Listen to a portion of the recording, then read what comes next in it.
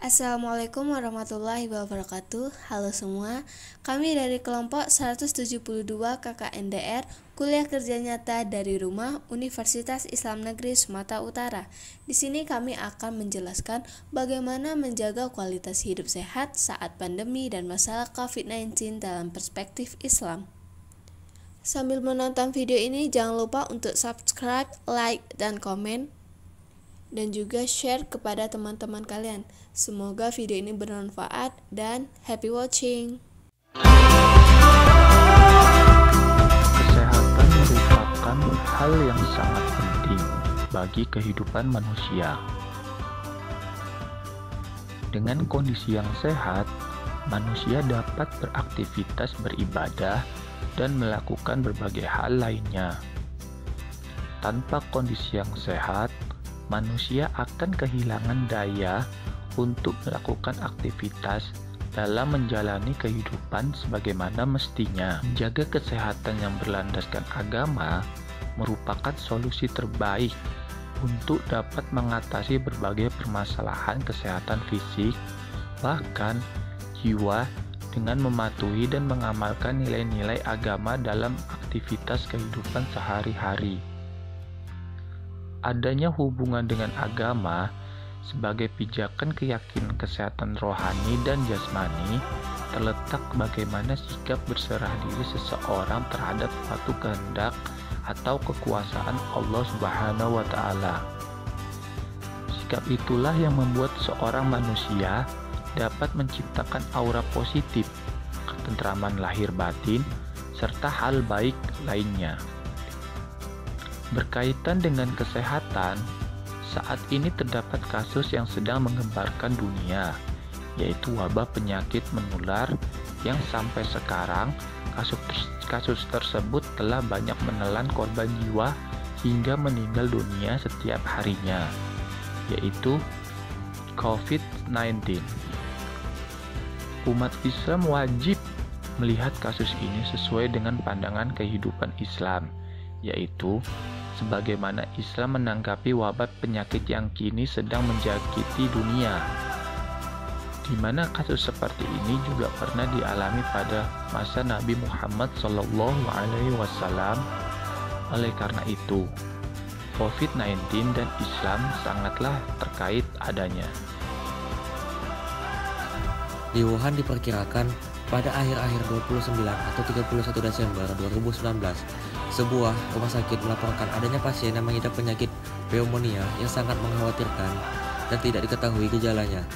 Pemerintahan RRC atau Republik Rakyat Cina kemudian menginformasikan kepada WHO terkait kemunculan penyakit ini melalui proses verifikasi. Awalnya, pemerintahan di Tiongkok ini melaporkan kasus ini sebagai suatu hal yang misterius karena tidak diketahui penyebabnya.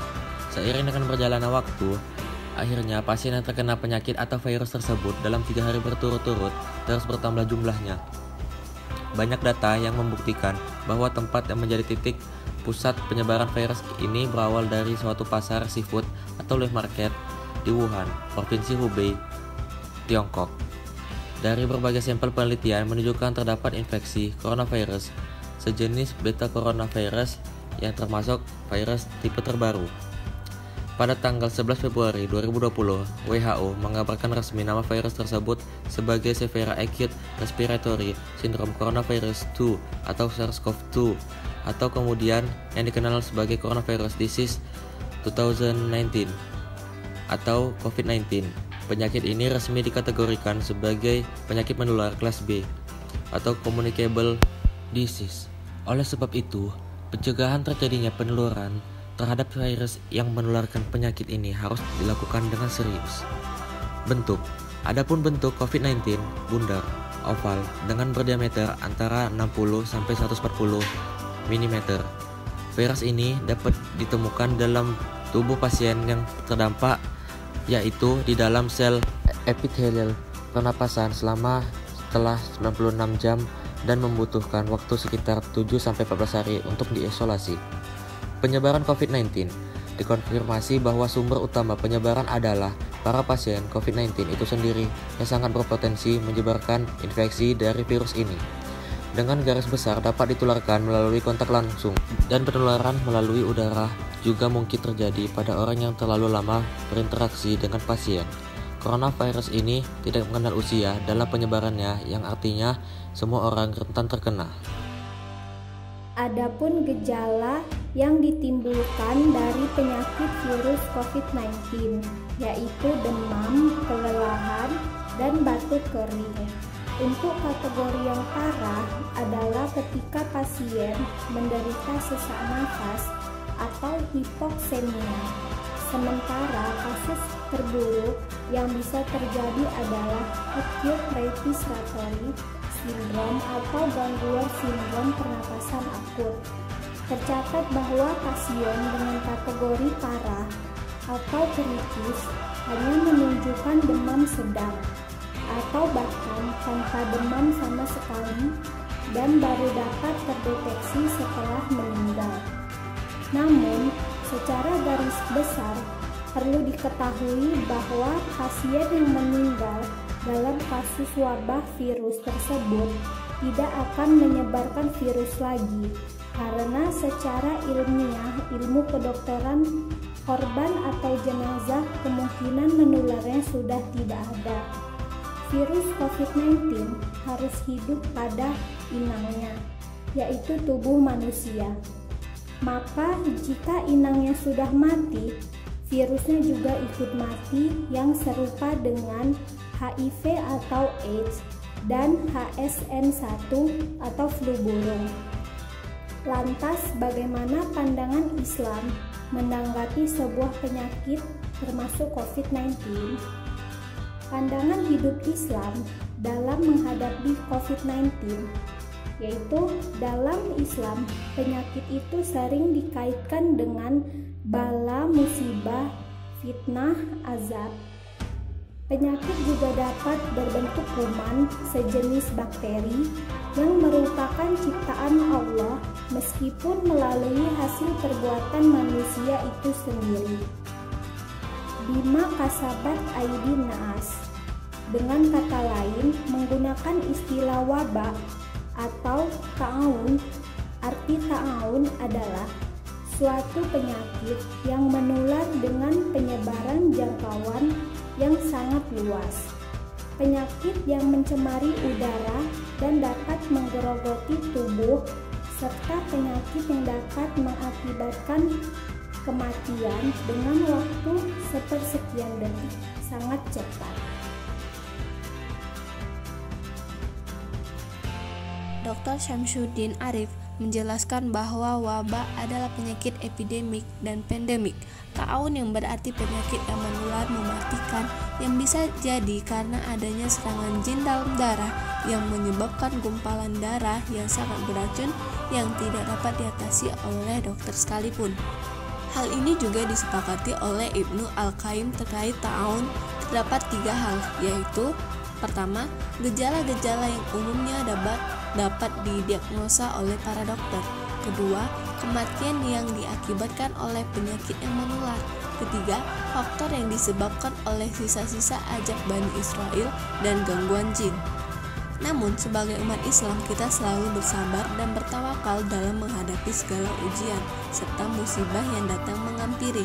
Allah Subhanahu wa Ta'ala berfirman dalam surah Al-Baqarah ayat 155-156 yang artinya, dan kami pasti akan menguji kamu dengan sedikit ketakutan, kelaparan, kekurangan harta, jiwa, dan buah-buahan. Dan sampaikanlah kabar gembira kepada orang-orang yang bersabar, yaitu orang-orang yang apabila ditimpa musibah, mereka berkata, Inna lillahi wa inna ilaihi raji'un.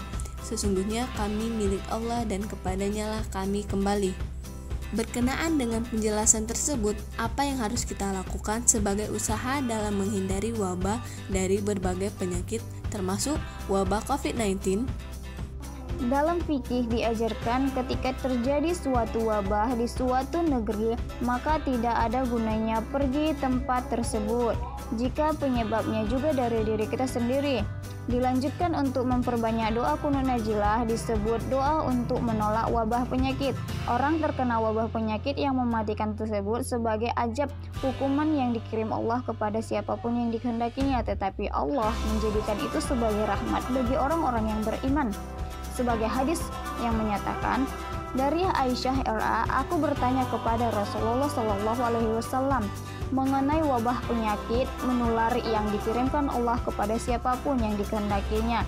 Tetapi Allah menjadikan itu sebagai rahmat bagi orang-orang yang beriman, karena barang siapa yang mendapati wabah penyakit di negerinya, lalu ia tetap tinggal di situ dengan sabar lantaran mengharap pahala Allah, serta yakin bahwa segala sesuatu yang menimpanya ya pasti sudah ditemukan oleh Allah, maka jika meninggal dunia baginya pahala seperti orang yang gugur syahid di jalan Allah.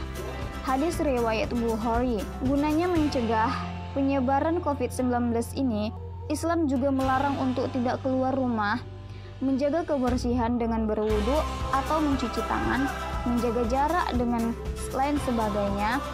Mengkonsumsi makanan baik dan halal juga merupakan suatu hal yang sangat penting selain untuk memperkuat imunitas tubuh manusia.